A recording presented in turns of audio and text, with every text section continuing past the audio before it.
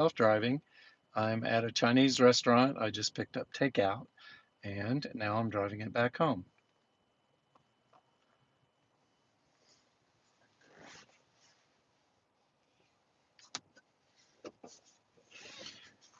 So I go to my navigate and I just click home,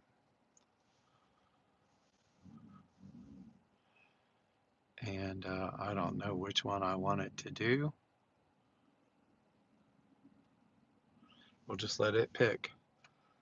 I'm going to step on my brake pedal, push down to put it in drive, and it won't start. Uh, Actually, there's a new thing it does. So let me show you this. Home. Now it's calculating route.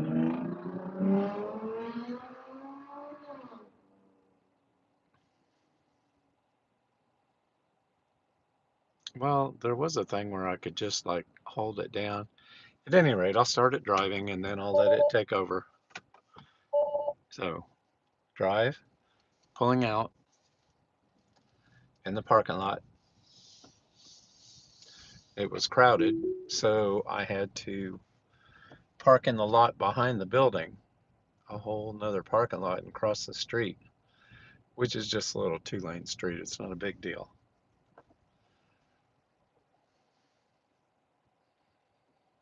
Now, I'll tell you that a lot of times, like in this situation here, full self-driving would not be going as fast in a parking lot as I would be going. So you can add speed with the gas, what would be the gas pedal? The electricity pedal. Okay, it pulled up and then it stopped again. All right.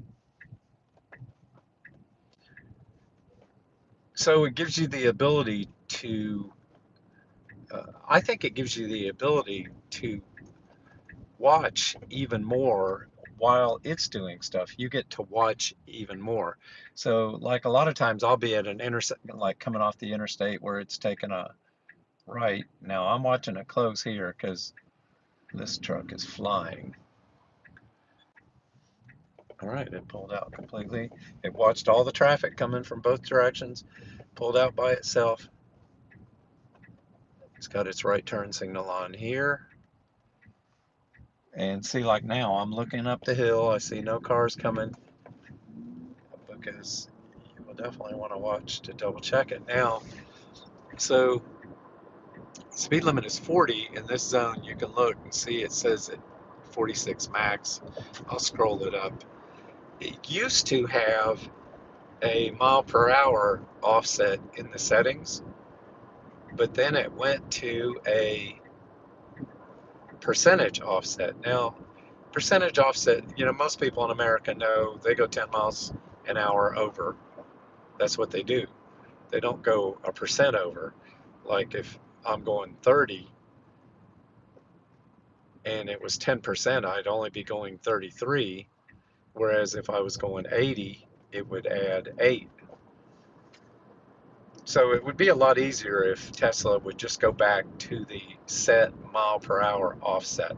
And that's under device, autopilot, right there, max speed offset. Normally when I'm on the interstate, I set it about 15, but and plus it goes up at 5% at a time. So literally that makes no sense. I don't know who thought of that, but that definitely needs to be fixed. Okay, so that is now set. Press that to close that back up. You can see my route there. A little traffic jam here.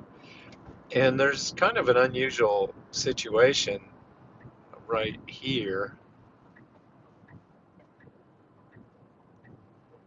where the traffic over here backs up to turn onto the interstate, the traffic in this lane. So frequently you want to be in the right lane here so that you can go around because it will back up into this lane here, even though there's a left turn lane up on the interstate up there. It will back up into this lane, and then you get where you're just sitting waiting for people to turn. So most people get in the right lane, then cut in front of the people waiting. We'll see what it does. I do know that full self-driving has frequently, like if I'm getting off the interstate up there, coming and then taking a left, it'll jump into the right lane if there's no cars there, which makes no sense. I mean, if it's got artificial intelligence, you would think it would not be doing that. Because then, say it jumps in the right lane, so now people come up beside you in the left lane, so it has to drag race you because it's going down to one lane shortly after.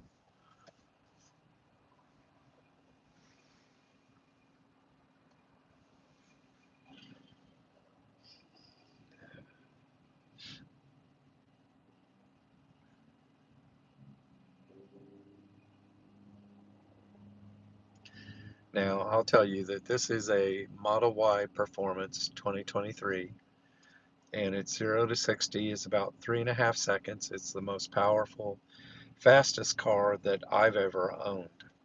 And when you floor it, you want to have your head against the gas pedal if you're a passenger, because with me, I know when I'm going to do it, so I don't worry about putting my head back, but I always tell my passengers, put your head back against the headrest, because I'm going to floor it.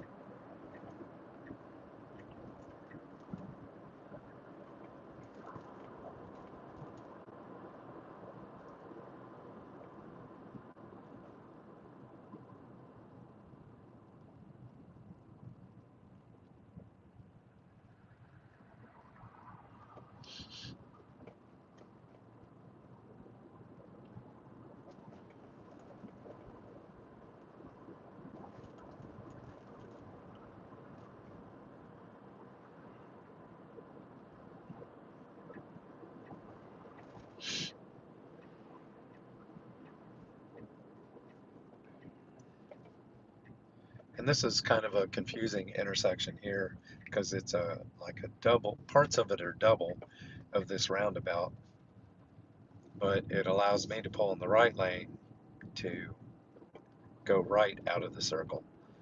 But you have to watch for people coming out of the circle, coming across. Now, normally when I come this way, I go up to the light and take a right, but full self-driving always takes a right. And this is kind of a tough place to take a right because the road is narrow and there's a lot of traffic. Um, there's a lot of cars lined up on it. There's Reformation Brewery right there, so it's a crowded, big hangout area in the town. So you really got to be careful. Look at this kid coming riding on his back wheel up beside us.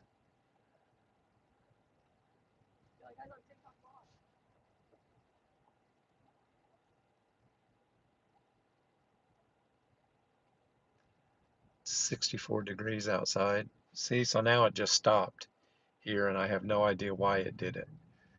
Stopped right in the middle of the road, but then it resumed. So if somebody was behind us, they would have gotten ticked.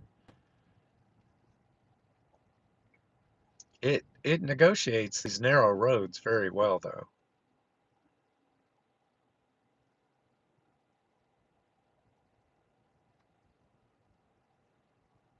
because there's times when there's a big pickup, and you can watch and see how close it's getting, but it does pretty good. Oh, here's an old Trans Am right there with the bird on the hood. With the bird on the hood.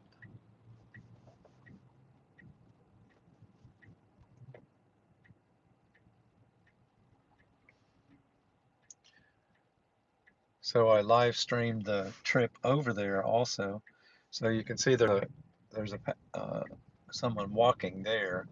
I would have thought it would have waited for them to cross the street because it did not know which way they were going. As it turns out, they turned toward us and went behind us, so it was safe.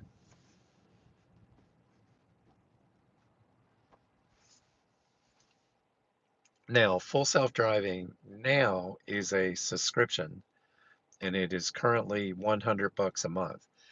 When it first came out, it was 200 bucks a month, which that's too steep for my blood. But for 100 bucks a month to have a car that drives itself, I kind of think that's a pretty nice thing.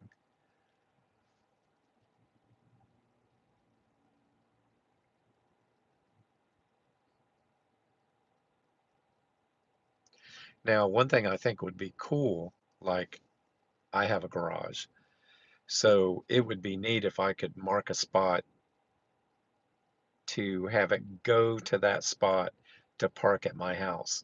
Instead, you can see that it's going to go to my house and it's going to go out in front of it right there.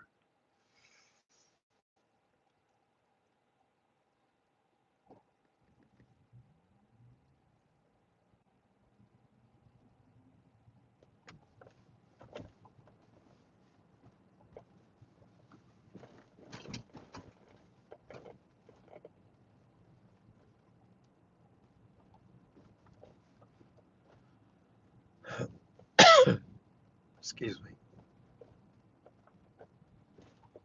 So I don't let it go out in front of the house because I'm going to go back in the garage.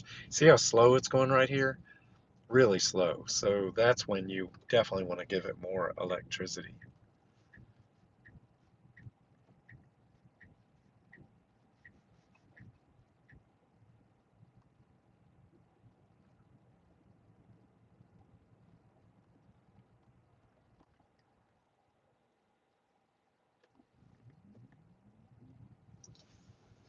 Okay, so I'm turning full self-driving off there. Excuse me. Put my turn signal on. Open my garage door.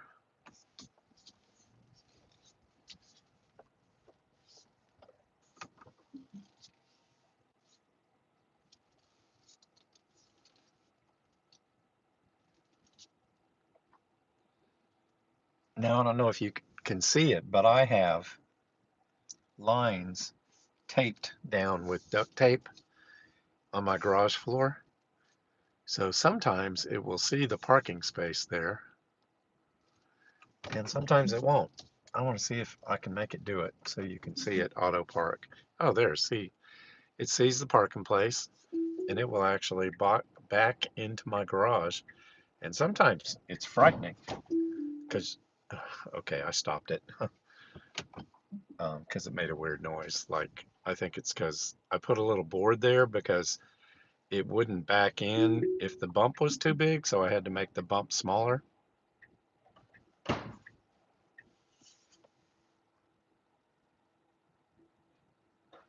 Well, that's weird. I'll have to see what's going on with the board. Okay, so that ends the trip. Hope you enjoyed.